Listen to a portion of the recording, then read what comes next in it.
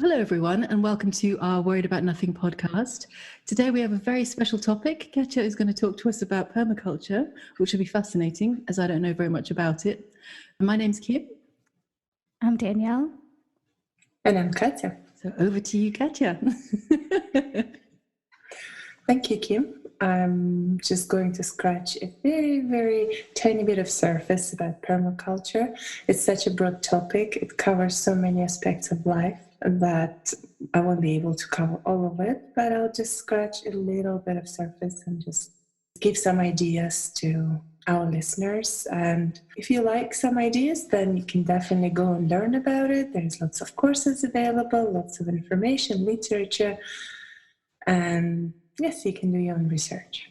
So what is permaculture? Permaculture is really a holistic living in harmony with the nature. And it also includes some teaching approaches and how you do things. So it covers so many things like energy. Some people call it sustainable agriculture. So it's not just your gardening. It's really the whole living in balance with nature.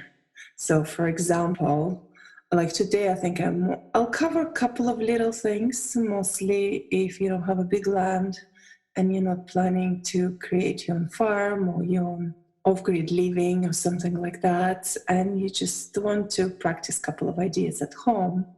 So this is a couple of tips maybe I can give, and maybe you can take something away from it. So for example, let's look at the energy.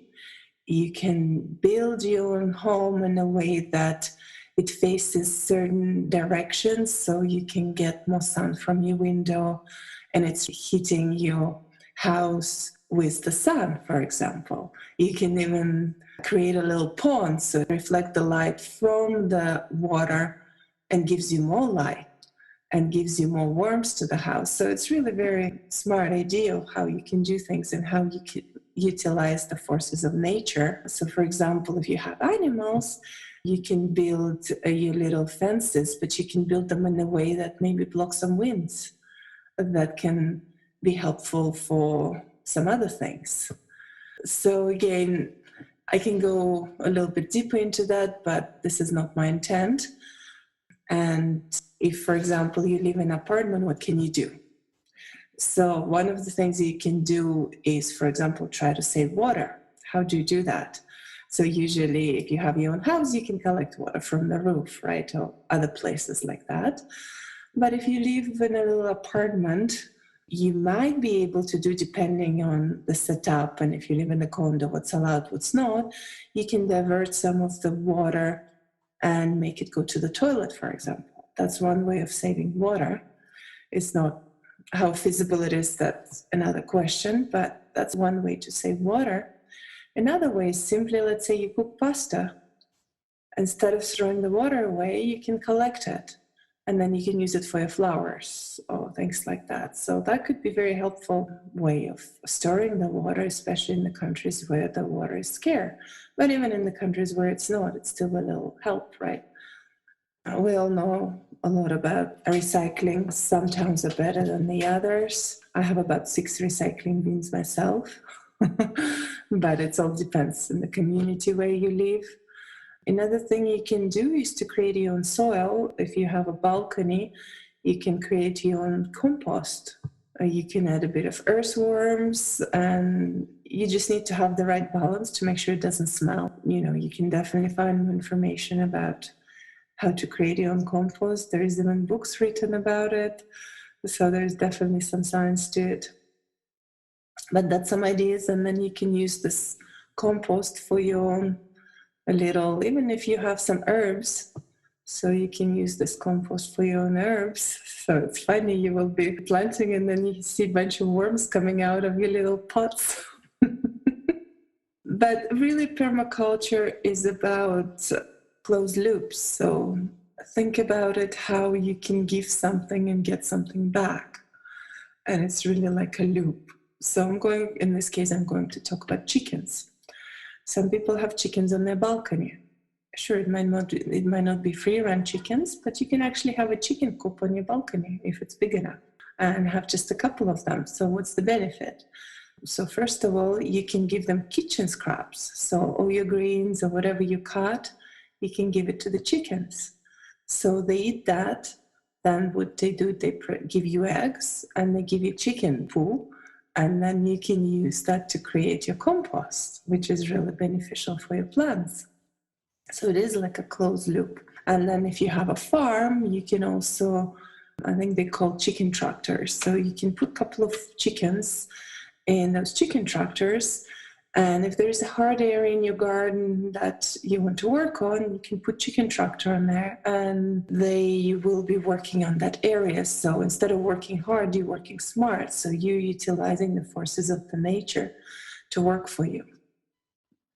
So it's really about how you can set it up in a way that it really works for you instead of you constantly breaking your back. So if you look at our traditional agriculture system, what do? They mostly take. So they use the land, but then they take all the resources from it. But because they don't give anything back, then you realize that the land is being depleted. So what do? They add more fertilizers. But fertilizers doesn't necessarily improve the soil. They help the crops to receive what they need, but the soil itself, it is not that rich, beautiful soil that you can pick up and it's very abundant. So I'm going to give a little definition of permaculture. Bill Mollison defines this as a conscious design and maintenance of agriculture productive systems which have the diversity, stability, and resilience of natural ecosystems. It is the harmonious integration of the landscape with people from providing their food, energy, shelter, and other material and non-material needs in a sustainable way. So it's really very broad, isn't it? So it covers so much. But even in your daily life, you can think of what can you do to make it more sustainable.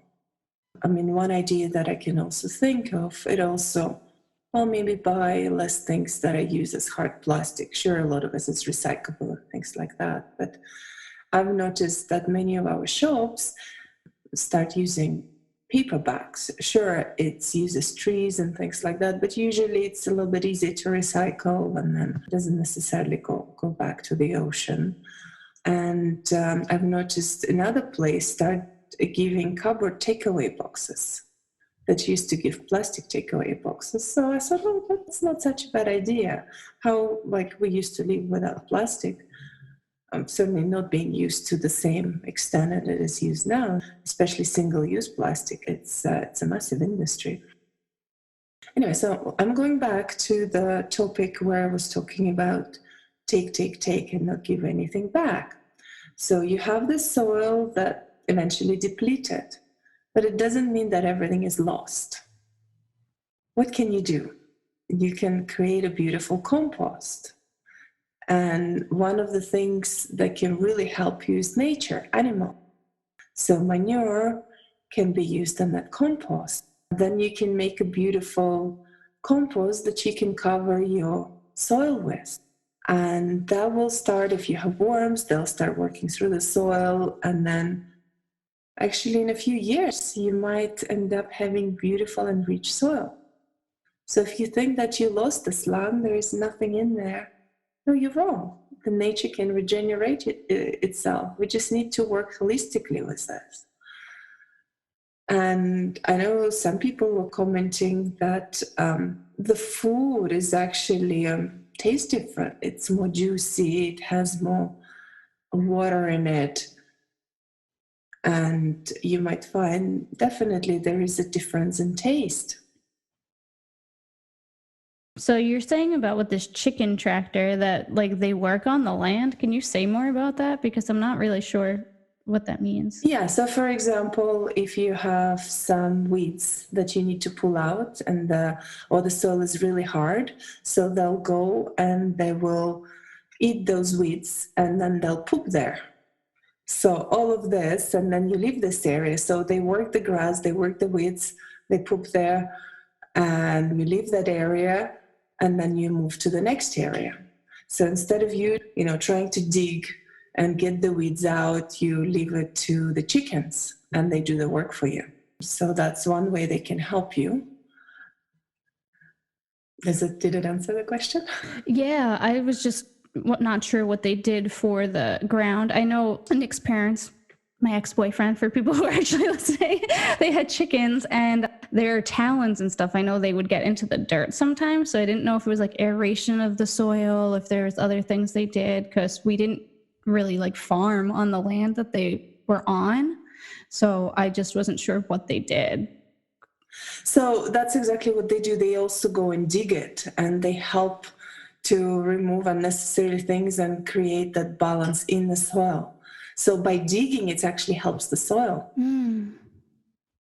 So you want to leave the chicken in that area, especially if it needs some work, and let them do the work. And sometimes even let them run in the certain areas, and they definitely just beautifully work the soil, but in a way that you don't need to do it yourself. That's really cool. Yeah, and there is also an idea that you shouldn't disturb a lot of the soil because it also has its own ecosystem. So I remember when I was young, it was all about digging and removing the weeds. But in certain cases, you might not need to do that. You might want to leave that balance and don't really disturb soil too much. Yeah, they say that in woodland, in London and around London, not to disturb, because people like to move branches and things. And they always say, leave everything exactly as it is, because it has its own ecosystem. It has its insects that are doing its work, and worms, and all of this stuff is going on under the surface that we're not aware of. So sometimes we think we're being helpful, or we're using our visual eyes aesthetic and going, oh, it's untidy. But actually a lot is happening that needs to happen, that we need to leave to do its own thing. It's kind of that organic working with nature, like you said so beautifully. I feel it's very interesting, and it's fascinating that you gave examples of things you can do even in small apartments, because sometimes in small apartments we might not think that there's anything we can do. We kind of, when you think of permaculture, you think of farmland, or you think of acres of ground, but it's interesting and good to know that we can do things even in small one-bedroom apartments. Say, every little thing counts. And like you said, it's that harmonizing with nature. So it's not fighting it, which is what we often do. We rape the land and destroy nature, but it's working with it. And it always, as you were talking, it was just so lovely to see the examples of how it always comes back. Nature always wins. It's, if we leave it in its natural state, it will do its thing. And what we should do and what we need to do is help it as opposed to fight it. So that was a really good takeaway from what you said. Thank you. Carry on. Well, and just going back to what you just beautifully described is look at the forest, right? We go to the forest, and then if we dig a little bit, we found this beautiful, rich black soil that is very abundant. And then you look at the farmland, and it's very hard usually, right? Unless we're talking about some, of course, permaculture farms or those who are doing more holistic farming. But in many cases, the land is bare. So we leave bare land for the winters, for harsh weather. But we as humans, we don't go naked in the winter. We cover ourselves, we have clothes. So the same with nature. It covers itself with leaves, with needles, with whatever falls down. And we try, what do? We use those leaf blowers to remove them. So the soil is uncovered. Why? Because we think it's pretty. That's how it's supposed to be. We don't like the inconvenience that the wind blows and then the leaves are everywhere. But this is what nature needs. They need this cover. And it's kind of interesting. Even in our little condo, we have some native bushes living outside that provide some coverage. So because it's a main street, we don't want to have a lot of people just picking at our little space. So we have this native bushes. And apart from being all green, lush, and providing berries for the birds and attracting huge amount of the bees in the summer, it also gives us the benefit of having a little bit of natural fence from the people walking around. So what I've done last year, or the last couple of years, I didn't remove the leaves. I left them as it is. And I mainly did it because I was lazy, not because I understood the science behind it.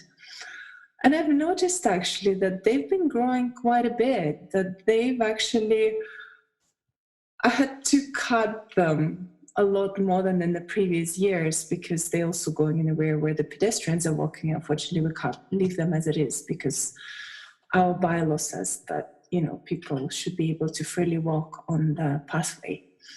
But I've noticed how well they've grown, and because it's also provides some microelements or whatever they need, right? Whatever those bushes need, and it improves the soil, it covers it. So now it's fully covered. So it's kind of decomposting, but at the same time, if you have to dig to find the soil. So it's kind of nice this way. And this is what I'm going to do with my little garden bed. I'm going to cut some more little bushes and cover it for the winter so I don't leave it bare. I also have, for example, I had peas. And peas are really beautiful for the soil. They have lots of microelements. So I'll cut the peas and then I'll cover my little garden bed with it too for the winter, so the work can start and some benefits can be given back to the soil. So these are the little things that can be done that some people are not aware of. And even when you talk about nature, when you go to the forest, people don't go and pick up dead branches or don't pick up dead trees. Why? Because it's also provide ecosystem, because we need those bugs to live in there. So if you're going to pick up, if let's say we have our own garden, if I have a dead tree, well, what are we most likely to do? To get rid of it, right? Without thinking, maybe there's some benefit to it. Another example I wanted to give in our community garden. So the way it was in the past years, it was mostly just creating a bed, and then you grow certain things in that bed. Let's say there's a big sense of companion planting, and if anyone wants to create their own bed, make sure you read about it. Otherwise, you might have some interesting surprises. So, for example, I wasn't aware that you can't put peas with either garlic or onion. One of them will be really tiny. And obviously, from my own experiment, I discovered that my onions didn't really grow, even though I pre-planted them at the beginning. So they had everything to grow well. They had all the conditions. And then I learned, you don't do that. So you definitely look at the companion planting and see which ones are more beneficial, which ones are supporting plants, and which ones are not. Also, for example, in our community garden, we buy clover seeds. And clover, many people see it as weed and pull it out. But they can be, for example, if you have your own bed and you don't necessarily want to have a wood support, you can actually put clover on the side. You can plant it on the side and it will provide a beautiful soil support. Another huge benefit of the clover is the nitrogen. So you can actually give nitrogen back to the soil. So you can either cut it and use it to cover up the soil or leave it there. So it's definitely something beautiful that nature gives to you. Clover usually prefers an alkaline soil. So if you want to know what kind of soil you have, usually clover is an indication of that. And usually if you have lots of dandelions, they're usually an indication that you have acidic soil. Sometimes they grow in together, but you need to see which ones or which you have. And I don't know if you've noticed that dandelions actually, they usually grow in a poor soil. And people try to remove them. There's this fight to remove every single dandelion. But they have the beautiful way of helping the soil. So dandelions, they are really nutritious. And they have really long roots. So they bring the water into the soil. They help to work the soil. And I've seen another documentary where the guy just left them in a place for about 7 years. He may not have 7 years, but he just left them alone. And after 7 years, they start disappearing little by little. And what he said, they did their work. They worked the soil. They gave all the beautiful nutrients to the soil. So the soil was ready for the other plants to emerge in there. So you know how we always like, oh, these stupid dandelions. But even the nature has a beautiful way of healing itself through dandelions. So before you cut the dandelions and remove, well, think about it. Again, if your soil isn't that great, how else you can improve it? And hopefully not through fertilizing. Instead of using fertilizers, you can use nature or some plants. I think comfrey is another one that many people use, that you can plant and use it later. And as I said, to have the needed nutrient for the soil. What I was talking about then in the community garden, instead of just having beds with one or two things grown in them, we have a new team leader. She's my team leader, Tanya, and she grew up in Australia on the farm. There was about 9 kids or something. So they were fully self-sufficient in their food production. So they were able to feed the family. Family was working on the land. And a lot of the principles were permaculture principles, right? They didn't really use fertilizers or things like that. So she brings it back to the garden. And she says it herself that I make garden for the bags, not for people. But it's really beautiful. She has this big garden bed with lots of garden greens like kale. I had spinach. We had some garlic in it. We had chives and lots of beautiful flowers. So what do we do with some of the flowers? We collect some flowers that you can add to the salad. And it's just sprinkle it to the salad, and it's like really delicious. It just adds a little bit of hint to the salad. And some of them just for the beauty, just for the bags, for the bees. Because if it attracts the bees, then it's more likely to come to your plant and, you know, does the work it needs to do. So anyway, when I come in, it's really beautiful. Then you want to come close to this bed because there's beauty in it. So it doesn't have to be all dull. And it's like, okay, I'm just going to plant potatoes in this bed and that's it. You can actually, if you look at some of the companion planting and put some flowers and make it really, really beautiful. And it has that feel of the nature. It's not so very much controlled by humans. When you come in, it looks a little bit like a disaster, but it's not. It's like an organized disaster. And it has a little bit for everything. So it's really beautiful. It has that natural feel to it. Yeah, that's a good point. Because when you see regimented agriculture, it's always in rows and it's always just one certain thing. But nature doesn't do that. Nature is an abundance of mixtures of things. So I like the sound of your community garden because it sounds like it's going back to nature in its natural form. And you raised an important point as well earlier about how you plant things for the animals. It's not just the flora, it's the fauna as well. So bees are so important. They do what they do, you know, and other insects are so important too, and birds too, you know, so birds will come and eat things, poop out seeds, and they grow in other areas and all this stuff. This is my limited knowledge of nature. But I think making something that is not only beautiful, because that's part of nature, but also very useful and functional and sustainable and organic and all of that is just taking it back to its true form, the way it should be. So I think that's really important. Absolutely. And you brought a really good point, actually. You said my limited knowledge of nature. And really, permaculture is about observing the nature. So one of the things you can do if, let's say, you buy new land, instead of just going to decide, okay, I'm going to plant here, here, here, there's obviously, we can talk about zones and things like that, but that's a much broader topic. But instead of start planning it away, it's really recommended to go and spend a year to learn about that land. So you might sit in different spots and you might notice that certain areas are more wet, certain areas are more dry.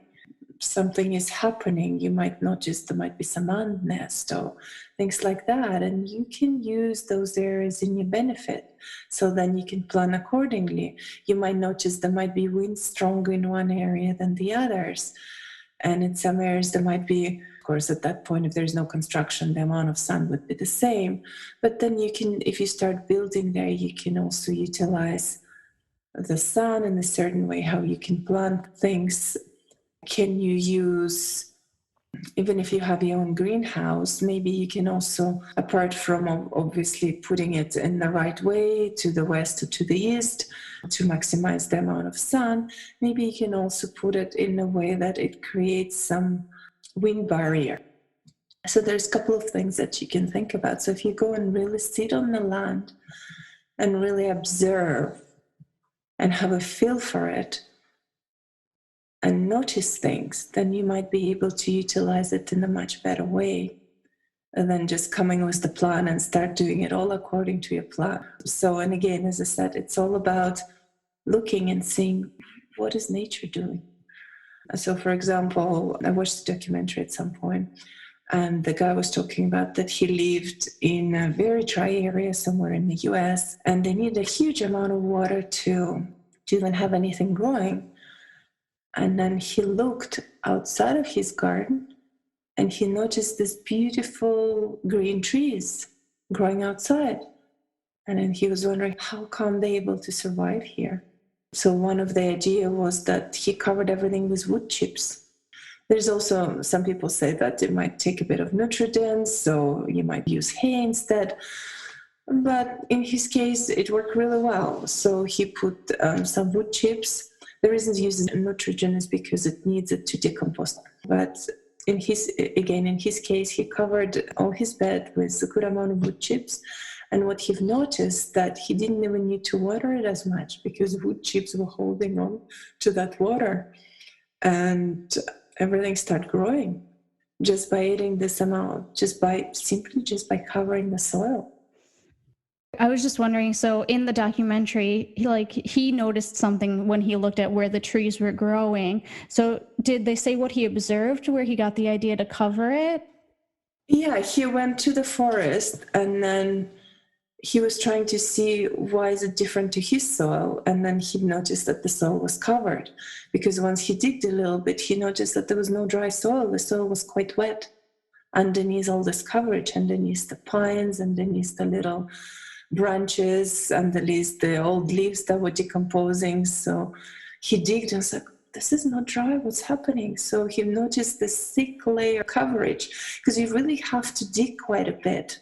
I don't know if you've ever been to the forest, but you really have to, it's not just a little layer, it's like you're talking about sometimes 5 centimeters or more of the coverage. So you really have to dig into that.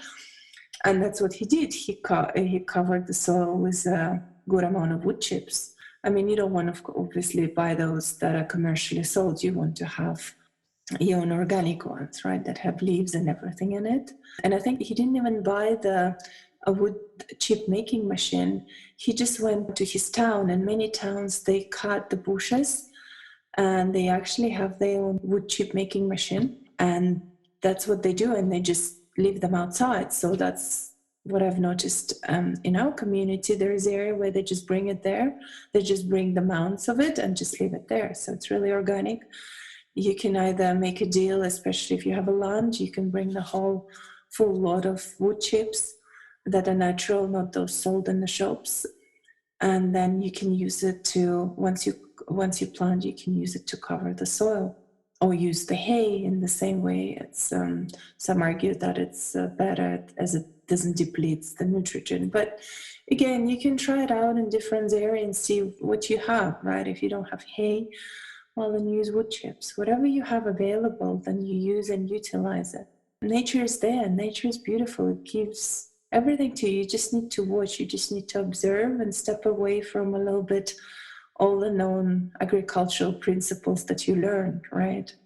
And for the big one for me was not to dig the soil, leave it alone. And one thing I've noticed that once I harvested the potatoes, I went into the soil and I've noticed, I digged a little bit just to see how the soil was. And I've noticed how many worms and other things, little creatures lived underneath the soil. I was like, oh, wow, this is beautiful. And I personally went to the farm and I just brought, the guy advertised it for free. He said, I have compost manure. So it's been already sitting there for a year. So I had a chance to decompost it. So I brought it into my own garden because I didn't want to just go and buy commercial soil. So that was free, and I can keep working on the soil. So instead of getting rid of all the let's say I had some of the carrots, instead of getting rid of all the greens, I put it back to the soil and let it sit there. So things like that. I mean, ideally you would want to make a compost, and then you bring that back. But our town, we have a bylaw that doesn't allow us to make a compost because it's a bear attractant, unless I can do it on the balcony, and this is something I'm looking at. You raised a good point as well when you were talking about the Australian lady, about being self-sufficient, in that it's not always growing your own stuff, but it's also exchange, barter. It's kind of, I'll give you some compost if you give me some chickens or something. That can work too, in that beautiful community spirit way, because I feel that that's an important part of that as well. It's not isolating yourself and living on your own and being separate. It's working as a community, because everyone has something and everyone can share, or everyone can help each other. Because a few years ago, I was really fascinated by, and I watched loads of videos about those earth homes you can get, the ones that are semi-buried in the ground, and like you were saying earlier, facing the sun. So there was one in particular I still remember really clearly, that was completely buried underground, but it was kind of dug into the earth. So there was one wall of windows that were facing south, and as you come in through the glass, there's this massive greenhouse that, because of all the heat, they could grow all sorts of tropical type plants and things all year round. And then as you went further back into it, it was like a cave almost. It was always warm in the winter and it was cool in the summer because it was in the earth. And they grew things on top of it that not only helped the soil regenerate, but also they could eat. The house worked for everything, so it was a self-sustainable home. They didn't need heating or cooling. They grew their own food on top of it. And they had a stream nearby that they got water from. And it was just so perfect, because it was, living off the land without needing in any way to harm it, but you're actually adding to it. And they had neighbors that they would exchange things with. And, sometimes it was food or whatever it was, or sometimes labor as well can be in exchange, so they'd help the neighbors out with a few hours of work or whatever. And it just goes to what you were talking about. That's just really beautiful, the way it should be, really, rather than being isolated in these huge apartment blocks where you don't know your neighbors. It's kind of building a community where you're not only looking after the land, but you're looking after the community, you're looking after each other. I think that's just the perfect cycle of it, the sustainable cycle of it. Absolutely. And I would encourage everyone to go and read some permaculture principles. I don't want to go into them, but one of the permaculture principles is actually sharing your knowledge. So you don't want to keep it knowledge for yourself and just die with it. You want to share it. You want to get your neighbors on board.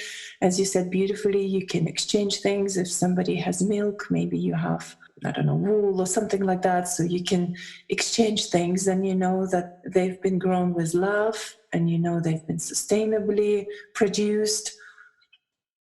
And this is really the beauty of it. It's really, we've completely forgot how to, in a way, communicate with each other. And you can share your knowledge. You observe certain things. You can share your knowledge.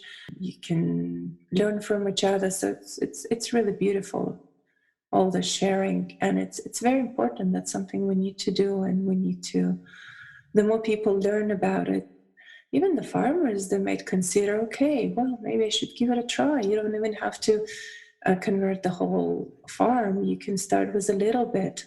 So I'll just quickly talk maybe about the idea of different zones. And maybe that's about as much as I can scratch the surface. As I said, I'm just learning about it myself. And I would encourage everyone who has more interest in it, just read some books, take courses. There's lots of free information on the internet. There's lots of YouTube sites where you can definitely find more useful ideas and information. So talking about zones, different zones. So the idea is that you have, for example, zone 0, where you can have your house and you might have a little herbs that you might immediately need. So if you cook, then what do you really need right away? So those goes to the closest zones to your house. And those things that you don't necessarily need right away, or those things that needs to be left alone, you might want to put them to the furthest place away from your house. So it might be zone 4, for example. So things like if you have animals, well, you want to leave them to their natural habitat. You wouldn't necessarily want to have them A chicken might be an exception. They might be close to your house because you need to give them kitchen scraps. But let's say if you have sheep, for example, you don't necessarily need them close to your house. So you can put them further away from the house. So you leave them alone and you only might need to visit them once or twice a day. So this is just a very brief idea of zones. There is a lot more science behind it, so you can definitely go and read about it. And another one thing that I wanted to notice was one of the ladies that works for the refugee camps in Africa. And she was talking about how she grows so much stuff in her balconies. And again, she has those chickens and she has her own compost. And what she does, she goes and educates women in refugees camps what they can grow next to themselves and how they can maybe sell a couple of little things to make some money. So one thing she does is that she collects her seeds, or she can does her clippings and brings it to them and show them how to do and share that knowledge.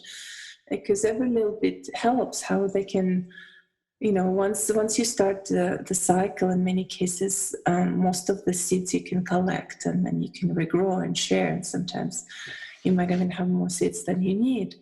And so this is one of the beautiful ways that, it has this closed loop, right? So you don't constantly go and buy the seeds, you collect them. And this is something I've done when we went on the hikes. I collected some wildflower seeds. And again, can be useful for some. And that instead of, let's say you have an area outside of your house and the bylaw requires you to cut the grass. So instead of constantly cutting the grass, what you can do, you can plant some wildflowers because they look beautiful and they're flowers, you don't need to cut them. And usually they have longer roots than the grass, so they don't really need to be watered. And that's the beauty of the grass. What the grass does, it has it doesn't necessarily hold the water because it doesn't have long roots. And it doesn't have anywhere to take the water from. So you do need to spend a good amount of water to just keep your grass green, right? But one way you can do, and I've seen this beautiful, beautiful lawn made out of, they were tiny little plants, looked like tiny little chamomile plants. And I looked at it, it was covered in green. I was like, wow, this is so gorgeous. In the summer, there was all different flowers. Like, they were tiny. So we're talking about a little bit taller than the grass if you cut it. But they had all this pink, all this yellow, and I just couldn't take my eyes away. It was just so beautiful. And this is something I wanted to put a little bit more. I have a tiny, tiny piece of land, but I was just collecting these wild flowers to put them outside of our fenced area. We have a couple of areas where we need to cut the grass. So I was like, well, why don't I put the wildflowers in there and see if instead of cutting the grass, I'll just let it be. Again, that will attract bugs and other insects, possibly birds, depending on what you're going to plant. And I've noticed that things start emerging, like you can actually go and buy native seeds.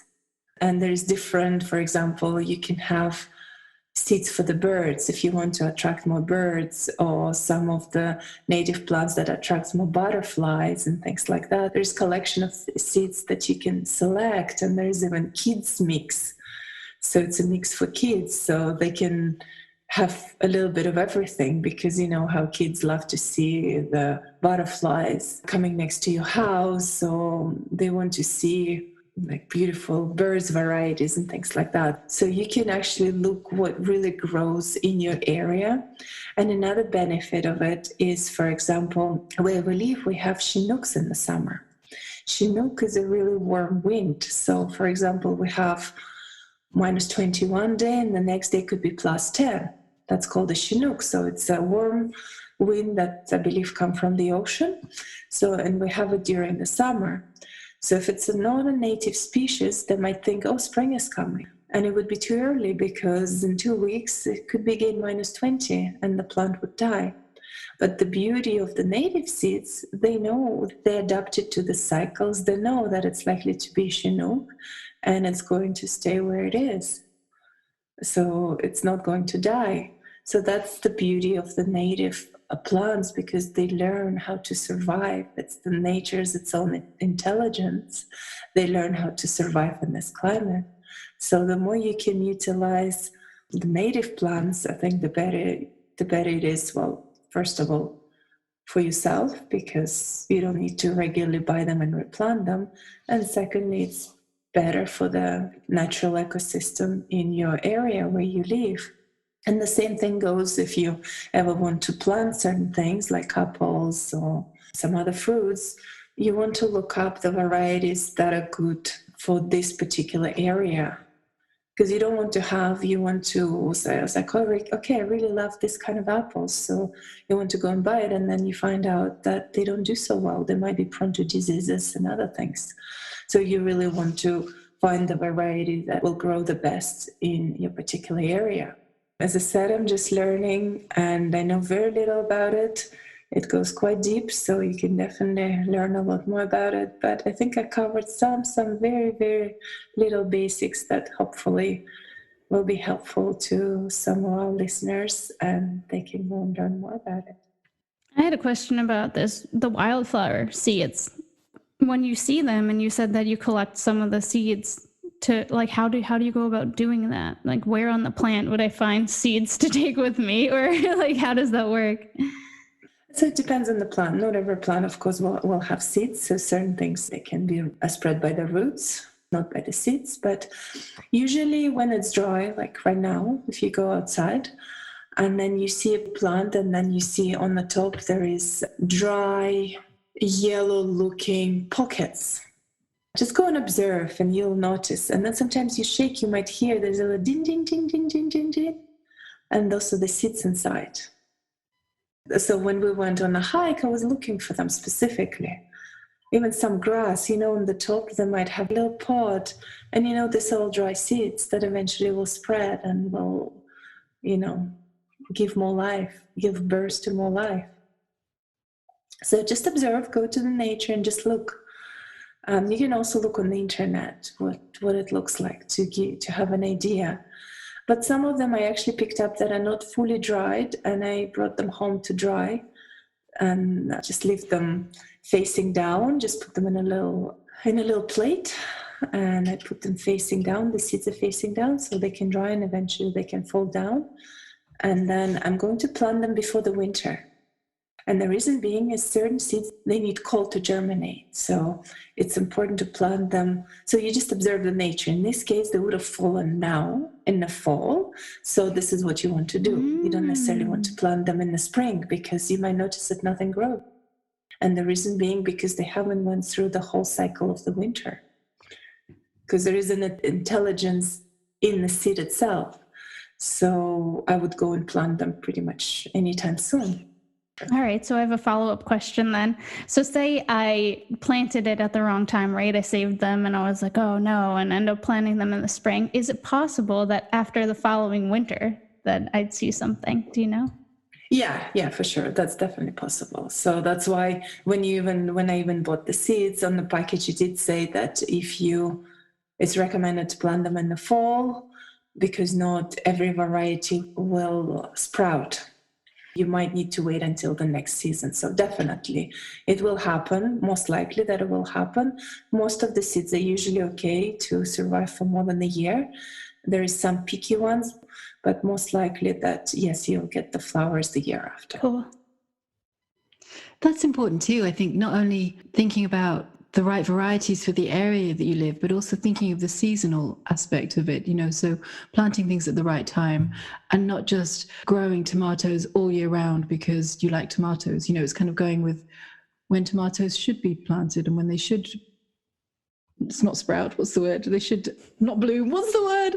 I'm such a city girl. But when they should emerge. I don't know much of this terminology either, but I'm blaming it on English as being my second language, so I can get away with it. But it's that as well, because in supermarkets these days you see things all year round because they're grown all year round because people demand them all year round. But when you go to organic shops or farm shops, they'll have things seasonally, and things are grown in their own time when they're supposed to be grown. They'll be at their tastiest. And then it brings you through the seasons as well. So it's not that you're eating the same thing all year round, but you prepare yourself and you eat winter foods in winter and spring foods in spring and salady summer foods in summer. And it kind of helps to delineate the seasons too. So that's all part of it as well. It's rather than making it all one homogenized mass of you can eat anything any time of the year. It's bringing you back to nature as well, because it's bringing an awareness of when things grow and when things germinate, when things rest and when things sprout. And all of that is important too, because the seasons are there. So if we ignore the seasons, you're denying nature in a way. It's about having the hot soups in winter and the, hibernating more and doing what the plants are doing, which is they're underground, cozying up, getting ready to emerge again in the spring. And I feel that's important too. It's all about the balance and the rhythm, I feel. Definitely. And when you live more in harmony with the nature, again, a big aspect of permaculture could be how you can store all this food for the winter, right? Do you have crawl space or the areas where you can store your potatoes, your apples, or can you make lots of jams? Can you do some of the canning? Can you do you could some pickle of the stuff canning too. for the That'll winter? preserve it. Yeah, So. exactly. So food preservation again, because if you're really trying to be as much self-sufficient as possible, you really need to learn about how to preserve your own food. And in some cases, it is important to live in harmony with the nature. But if certain things can be grown in your apartment all year round, well, it's still better than going to the shops and buying them. So, of course, seasonal food is better, but at the same time, it's still better in your own apartment than in a shop, in my opinion. Yeah, there's levels, yeah. But that's part of the beauty of it as well. And I'm sure this is something you enjoy doing, but the growing something and then preserving it and making things from it. I've never done this, but I'd like to, before I die, I'd like to learn how to make jam or how to pickle things or, all of that stuff. It's kind of that exciting process of you grow it, you make something with it, you put it away to look forward to, and then you eat it in a different form. It's fascinating. Another idea just quickly came to my mind that I was exploring recently is how you can grow mushrooms in your own little space. That's another something you can do. There is whole books written about it. You can grow your own oysters in your own apartment. So yeah, there's lots of things you can explore, you can do, and just do a little bit of each. I think just looking at the permaculture principles and just really what worked for one may not work for you. So just really observing and paying attention really to what nature is doing. And it comes back to, I think, some of the spiritual work we're doing, because you can just sit next to the plant and just look at it. You might notice which way the wind is blowing and, how much sun the plant gets and things like that. Maybe you have too much shadow. This is something I've observed with my little garden bed, that the bushes are way too close and I want to trim them down a little bit so my little garden bed gets a bit more sun, because I didn't realize the way I placed it that it was actually only limited to about 4 hours of sun each day, which, considering that we already live in a harsh zone, we live in zone 3A, so you can't grow a lot of things in here. Although berries overall do pretty nicely here, but again, we're limited to what we can grow. So you do want to utilize as much sun as possible. So little things like that, watch, observe, pay attention, and the nature will teach you. Nature will flourish as well. I think, like you mentioned at the beginning, growing things in your apartment or outside your apartment, even in the city of London, which is a city, obviously, you sometimes see things like, green roofs, or people grow green walls. You can have vertical gardens as opposed to horizontal ones. And that's beautiful to see as well, because you see, not only flowers, but sometimes vegetables and that kind of thing too. So it's utilizing the space you have, using it creatively. Because you sometimes see that the tiniest little spaces just filled with green, which is lovely. And it brings joy to others as well. I think in a city, London is pretty green for a city, but some other cities that might not have quite so much, in the way of trees and parks and that kind of thing, it just brings joy. You're walking down the street and you see a patch of green. Because nature is where the heart is, it's a heart open. It's where you go to connect with the earth, connect with the rhythm. It's like the heartbeat of life. So you can be cut off from that in cities so easily. And when you find those little pockets or big pockets It's just a beautiful reminder. Walking down the street, you're like, oh yes, this is what it's about. So I think it's important, like you said earlier, not to do it just because you've got space, but to do it wherever you are with whatever space you have. Everything is possible. Even if it's a tiny little, you can get little worm gardens, indoor worm gardens in buckets. Even if you get one of those, they'll love your compost. You know? No, absolutely. Or your scraps rather than, yeah. There is different timing for planting things. So for example, garlic you plant in the fall usually, or in a very, very early spring. In our area, it's not even possible, because the spring doesn't begin until pretty much May, and the soil might be still frozen, so you might not be able to plant garlic. But if you want the best produce, then it's in the fall. And certain things you might need to start in your containers before you plant them. And there is the whole science that I don't remember the name for it, but basically you look at when certain flowers are started to bloom or things like that. So that might be the timing for you to plant certain varieties. So I don't want to go deep into that because I don't know a lot about it myself, but I know there is an easy way, which is mostly what agriculture uses. Just look at the calendar and see when it's suggested to plant.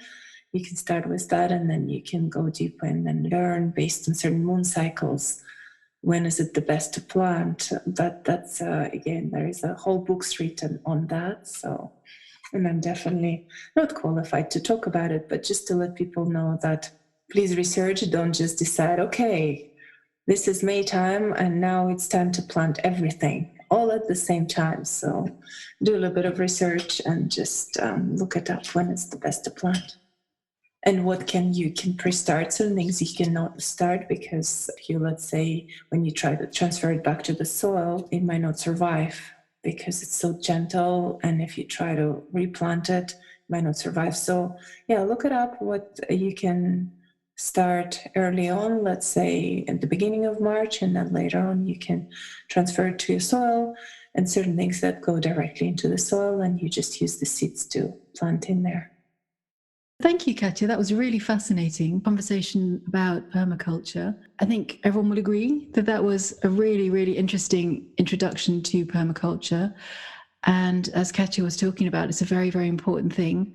So if you're interested, do research. I'm sure Katya would be happy to answer questions if you had any that you wanted to post down below our video. Do like our video, do share it with your friends if you know anyone that might be interested, and do subscribe. Thank you very much. See you next time. Bye.